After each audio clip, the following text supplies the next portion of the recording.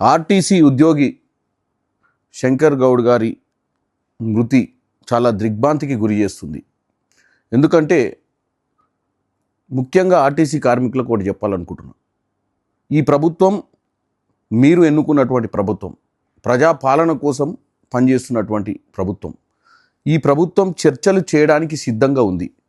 మీరెవ్వరు కూడా ఆవేశపడకండి. ఎందుకంటే ఏదో జరగదని గత ప్రభుత్వాల మాదిరిగా నెలలు మాతో చర్చలు జరపరన్న ఆలోచనకు పోకండి. ఎవరు రెచ్చగొట్టినా రెచ్చిపోకండి. కొంతమంది స్వలాభాల కోసం పక్కవారి వీక్నెస్ని చూసి, వారికి ఉన్నటువంటి కష్టాలను చూసి వాళ్ళని రెచ్చగొట్టే ప్రయత్నం చేస్తుంటారు. ఈ ప్రభుత్వం మీ అందరితో చర్చలు చేయడానికి సానుకూలంగా ఉంది. మీరందరూ కూడా ప్రభుత్వాన్ని నమ్మండి. పొన్నం ప్రభాకర్ గారు వీలైనంత మటుకు సమస్యలు పరిష్కారం చేస్తున్నామని చెప్పినా కానీ కొంత మిస్అండర్స్టాండింగ్ వల్ల ఇటువంటివి జరుగుతున్నాయి. ఎందుకంటే ప్రాణాలు చాలా ఇంపార్టెంట్. మన వెనుక మన కుటుంబ సభ్యులు, మన మీద డిపెండ్ అయిన వాళ్ళు చాలామంది ఉంటారు. దయచేసి ఆర్టీసీ కార్మికులకు ఈ సమ్మె విరమించుకోవాలి. అలాగే చర్చలలో పాల్గొనాలి. మీ సమస్యలన్నీ పరిష్కారం చేస్తారని తెలియజేస్తున్నాను.